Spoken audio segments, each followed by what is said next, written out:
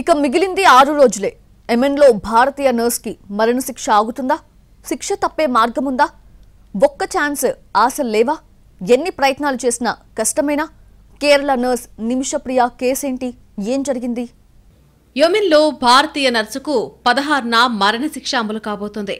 వ్యాపార భాగస్వామిని హత్య చేసిన కేసులో కేరళకు చెందిన నర్సు నిమిషప్రియకు ఈ నెల 16న మరణశిక్ష అమలు చేస్తారు. ఇటీవలే యెమెన్ అధ్యక్షుడు రషాద్ అల్ అలిమి ఇందుకు ఆమోదం తెలిపారు. దీంతో ఆమెకు శిక్ష అమలు చేయబోతున్నారు. ఈ విషయాన్ని కేరళలోని నిమిష కుటుంబ సభ్యులకు యెమెన్ జైలు అధికారులు తెలియజేశారు. నిమిషప్రియను కాపాడేందుకు కేంద్ర ప్రభుత్వం ప్రయత్నిస్తున్న క్రమంలోనే ఈ పరిణామం జరిగింది.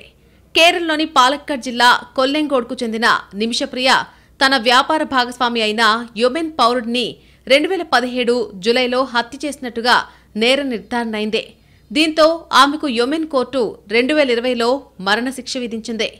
నిమిషప్రియ ప్రస్తుతం యెమెన్ రాజధాని సనా జైల్లో ఉంది. యెమెన్ అధికారులతో నిమిషప్రియ కుటుంబ సభ్యులతో నిత్యం టచ్లో ఉంటూ అవసరమైన సహాయ సహకారాలు కేంద్ర ప్రభుత్వం అందిస్తోంది. సేవ్ నిమిషప్రియ కౌన్సిల్ పేరిట స్వచ్ఛంద సామాజిక కార్యకర్తలు ఆమెను ఉరిశిక్ష నుంచి తప్పించడానికి ఉద్యమిస్తున్నారు. ప్రజల మద్దతు కూడగడుతున్నారు. హత్యకు గురైన మెహదీ కుటుంబం క్షమాభిక్ష ప్రసాదిస్తే శిక్ష నుంచి ఆమె బయటపడే ఛాన్స్ ఉంది. బాధిత కుటుంబానికి బ్లడ్ మనీ కింద చెల్లించడానికి నిమిష బంధువులు, మిత్రులు, మద్దతుదారులు 7,35,000 సేకరించారు. మెహదీ కుటుంబం స్పందన కోసం ఎదురు చూస్తున్నామని సేవ్ నిమిషప్రియ కౌన్సిల్ సభ్యులు చెబుతున్నారు. ఆమెను ఎలాగైనా రక్షించాలి అన్నదే ఆశయమని అన్నారు. ఇప్పటికైనా క్షమాభిక్ష ప్రసాదించాలని, ఒక మహిళ ప్రాణాలు కాపాడాలని మెహదీ కుటుంబాన్ని కోరారు. కేరళకు చెందిన 38 ఏళ్ల నిమిషప్రియ నర్సింగ్ చదివింది. ఉద్యోగం కోసం 2008లో యెమెన్ వెళ్లింది. అక్కడ కొన్ని ఆసుపత్రుల్లో పనిచేసిన తర్వాత 2011లో కేరళకు తిరిగొచ్చి టామీ థామస్ను వివాహం చేసుకుంది.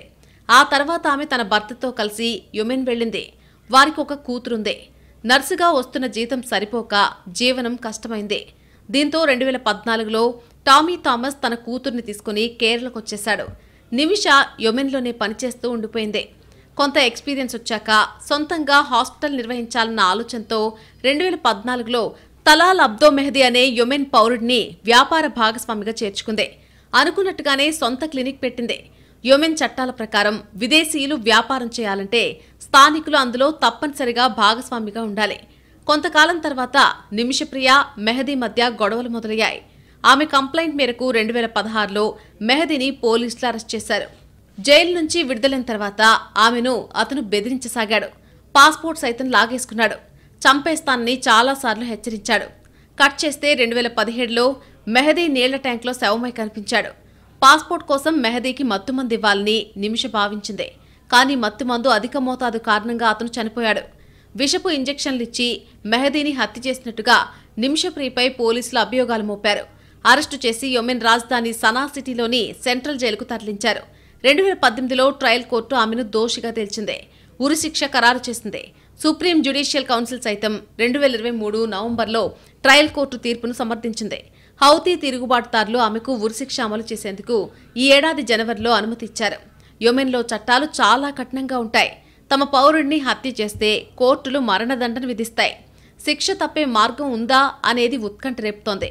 బాధిత కుటుంబ సభ్యులు బ్లడ్ మనీ అంటే నష్టపరిహారం కింద నగదు స్వీకరించి క్షమాభిక్ష ప్రసాదిస్తే నిమిషప్రియకు ఉరిశిక్ష తప్పుతుంది.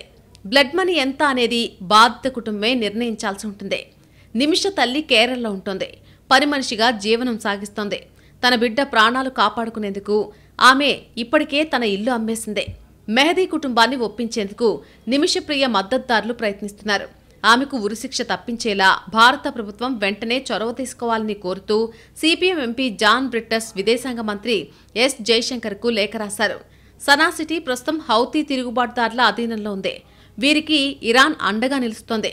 ఇరాన్ను ఒప్పించి హౌతీ తిరుగుబాటుదారులపై ఒత్తిడి పెంచితే ఉరిశిక్ష ఆగిపోయే ఛాన్స్ ఉంది అనేది నిపుణుల మాట. యెమెన్లో 2 సమాంతర ప్రభుత్వాలు నడుస్తున్నాయి. ఒకటి ప్రపంచం గుర్తించిన ప్రెసిడెన్షియల్ కౌన్సిల్, మరొకటి హౌతీ రెబల్స్ నేతృత్వంలోని సుప్రీం పొలిటికల్ కౌన్సిల్. ప్రెసిడెన్షియల్ కౌన్సిల్తో భారత ప్రభుత్వానికి దౌత్యపరమైన సంబంధాలున్నాయి. హత్య కేసులో నిమిషను ట్రయల్ కోర్టు దోషిగా తేల్చి మరణశిక్ష విధించింది. హౌతీల పాలనలో ఉన్న సుప్రీం జ్యుడిషియల్ కౌన్సిల్ 2023లో దానికి ఆమోదముద్ర వేసింది. ప్రపంచం గుర్తించిన ప్రభుత్వ అధ్యక్షుడు రషద్ అల్ అల్మీ ఈ మరణశిక్షకు ఆమోదం తెలిపారని కొన్ని కథనాలొచ్చాయి. కానీ ఢిల్లీలోని యెమెన్ దౌత్య కార్యాలయం మాత్రం ఈ కేసు హౌతీల ఆధీనంలో ఉందని తెలిపింది. ఆమెను కాపాడేందుకు భారత్ ప్రయత్నిస్తున్నప్పటికీ హౌతీలలో అధికారిక దౌత్య సంబంధాలు లేని కారణంగా సమస్యలు ఎదురవుతున్నాయి. యెమెన్లోని చాలా ప్రాంతాలు ఈ గ్రూప్ కంట్రోల్లో ఉన్నాయి. నిమిషకు మరణశిక్ష పడిన దగ్గర నుంచి ఈ కేసును నిశితంగా పరిశీలిస్తున్నామని యెమెన్ అధికారులు, ఆమె కుటుంబ సభ్యులతో నిత్యం సంప్రదింపులు జరుపుతున్నామని విదేశాంగ అధికారులు అంటున్నారు. సాధ్యమైన అన్ని రకాల సహకారాన్ని అందిస్తున్నామని చెబుతున్నారు. ఇక గతేడాది నిమిష తల్లి ప్రేమకుమారి యెమెన్ వెళ్లింది. బ్లడ్ మనీ ఇచ్చి తన కుమార్తెను కాపాడుకునేందుకు ఆమె చేసిన ప్రయత్నాలు మధ్యలోనే ఆగిపోయాయి. బాధితుడి కుటుంబంతో చర్చలు జరిపేందుకే భారత దౌత్య కార్యాలయం ఏర్పాటు చేసిన న్యాయవాది అబ్దుల్ అమీర్ $20,000 డిమాండ్ చేశాడని నిమిష ప్రియ తల్లి ప్రేమకుమారి ఆరోపించింది. మరోవైపు నిమిష కుటుంబం 8.5 కోట్లు చెల్లించడానికి ముందుకొచ్చినట్టు టాక్. అయితే హత్యకు గురైన వ్యక్తి కుటుంబం ఎంత మొత్తం ఆశిస్తుందో అన్న అంశంపై క్లారిటీ లేదు. క్షమాభిక్ష ప్రక్రియలో డబ్బు ప్రధాన అంశం కాదు. బ్లడ్ మనీ క్షమాభిక్షకు చిహ్నం మాత్రమే. కొన్ని సందర్భాల్లో బాధిత యెమెన్ కుటుంబాలు $5 మిలియన్ అంటే 42 కోట్లు చెల్లించేందుకు ముందుకొచ్చినా క్షమించలేదు. అందుకే మెహదీ కుటుంబంతో అనేక దశల్లో చర్చలు జరిగాయి. మరణశిక్షకు యెమెన్ అధ్యక్షుడి ఆమోదం తర్వాత పబ్లిక్ ప్రాసిక్యూటర్ కార్యాలయానికి చేరుతుంది. ఆ తర్వాత వారు మరణశిక్ష అమలుకు ఉత్తర్వులు జారీ చేస్తారు. దీనికి ముందు మెహదీ కుటుంబాన్ని సంప్రదించి నిమిషకు మరణశిక్ష అమలుపై అభ్యంతరాలు ఏమైనా ఉన్నాయా అని అడుగుతారు. అప్పుడు వాళ్లు మేం మరణశిక్షను కోరుకోవడం లేదని కానీ క్షమించగలమని కానీ చెబితే వెంటనే శిక్ష అమలు నిలిపివేస్తారు. ప్రస్తుత పరిస్థితుల్లో హత్యకు గురైన మెహదీ కుటుంబం పరిహారం స్వీకరించి నిమిషకు క్షమాభిక్ష ప్రసాదించడమే ఆమెను మరణశిక్ష నుంచి తప్పించేందుకు ఉన్న ఏకైక మార్గం. మిగిలింది రోజులే కావడంతో నిమిష బంధువులు, సామాజిక కార్యకర్తలు ఆమెను విడిపించేందుకు ఆఖరి ప్రయత్నాలు చేస్తున్నారు. కేంద్ర ప్రభుత్వంపై ఒత్తిడి పెంచుతున్నారు. మరి ఏం జరుగుతుందో చూడాలి.